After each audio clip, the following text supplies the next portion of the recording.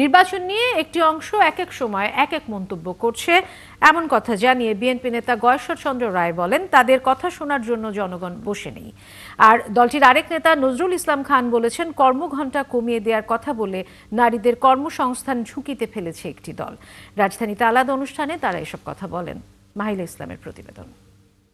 2025 সালে আমি ওয়ার্ল্ডের সবথেকে বড় নিউক্লিয়ার শিক্ষার অগ্রযাত্রাকে সর্বোচ্চ গুরুত্ব দিয়ে যে রূপকল্প হাতে নিয়েছে বিএনপি, তারই ধারাবাহিকতায় নতুন দিগন্ত উন্মোচন করেছে ফ্লাইবুক। ফ্যালকন অ্যালুমিনিয়াম মাল্টিলেয়ার অ্যানোডাইজড হওয়ায় সম্পূর্ণ স্ক্র্যাচ প্রুফ। ফ্যালকন অ্যালুমিনিয়াম এটি হচ্ছে ভবিষ্যৎমুখী শিক্ষা প্রযুক্তি প্ল্যাটফর্ম।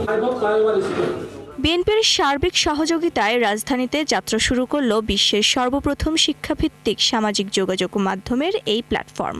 এই পরিকল্পনাকে আরো উন্নত করতে চাই, আরো ব্যাপকভাবে পুরো বাংলাদেশে আমরা সহায় দিতে চাই।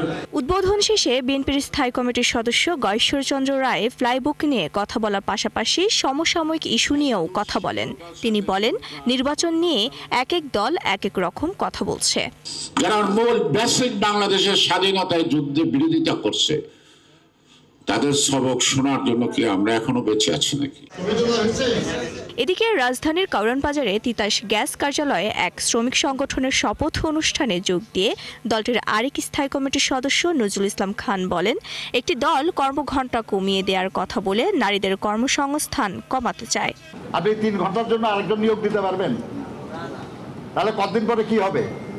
আপনি মেয়েদেরকে চাকরি দিতে আগ্রহী হবেন না, তাই না? যে তারা কাজ দিলে সে 5 ঘন্টা কাজ করে চলে যাবে। তো এটাকে আমরা নারীদের উপকার করলাম না ক্ষতি করলাম? একই দিন নন এমপিওভুক্ত শিক্ষকদের এক কর্মসূচিতে বিএনপি নেতা রুহুল কবির রিজভী অভিযোগ করেন, সরকার সাধারণ জনগণের জন্য কাজ করছে না।